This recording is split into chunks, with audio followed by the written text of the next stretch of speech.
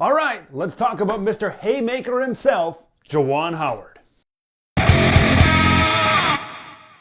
You've all seen the video by now, the confrontation between Juwan Howard and Greg Gard post-game between Michigan and Wisconsin resulted in Juwan Howard throwing a right hand at Wisconsin assistant coach, nay, legend, Joe Krabenhoft.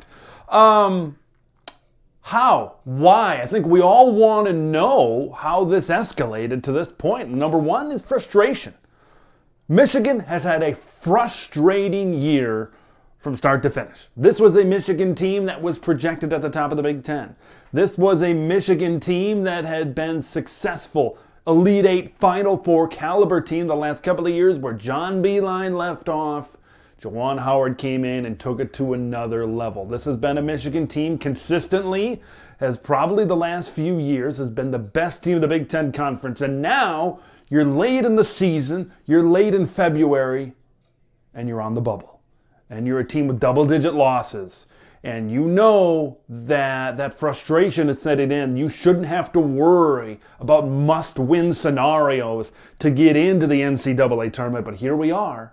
Here we are at Michigan. It's been an up and down season. You have the highs, right? That 20-plus point win against Purdue very recently. But then you've got other games where you're losing to teams that you should beat. I remember a few weeks ago, they maybe went on the road to Penn State and struggled, had to come back to beat them. It just, nothing's been easy for Michigan this year. And you can sense the frustration boiling over after the situation against Wisconsin, a game against Wisconsin that Michigan came in saying we can get a big-time win over a good team, ranked opponent, and bolster our resume even further.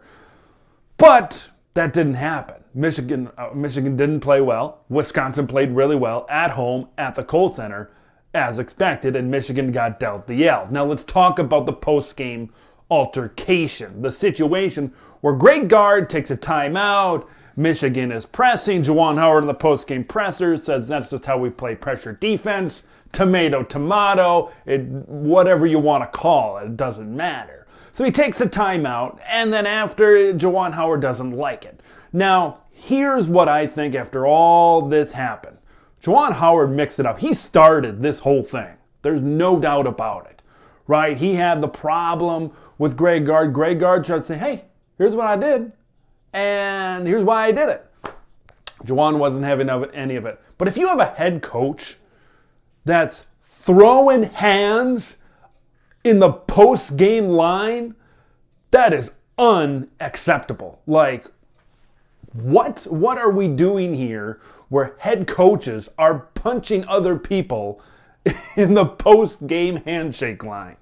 That is insane. Head coaches are supposed to be representatives of these young men, representatives of these universities. You can understand sometimes an 18 to 21-year-old losing their cool and these things happening in the emotion of a game between the lines. But a head coach, after the game is over, give me a break.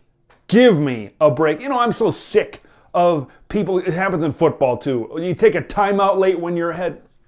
Tough crap. Get closer. Score more points. Be better on offense. Be better on defense. It's sour grapes. It's those situations for me where coaches complain about sportsmanship. It's sour grapes. Look, and that, whatever. I'll get beyond that. But that's just kind of what I think about that particular situation. What should happen? Juwan Howard should get suspended, for the remainder of the regular season.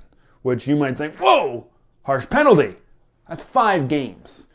I don't think it will happen, first of all. I don't think the Big Ten or the University of Michigan will suspend Juwan Howard 5 games.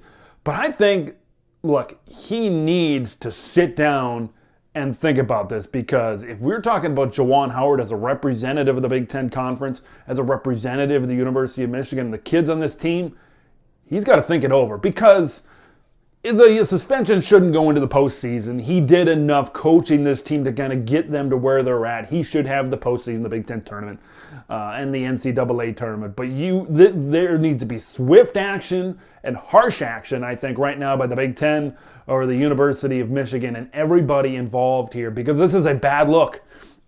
This is a bad look for Michigan. It's a bad look for the Big Ten, and they need to drop the hammer.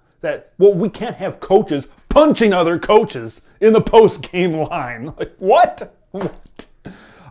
Remainder of the regular season, if that happens, that'd be big. All their opponents the rest of the way are good opponents.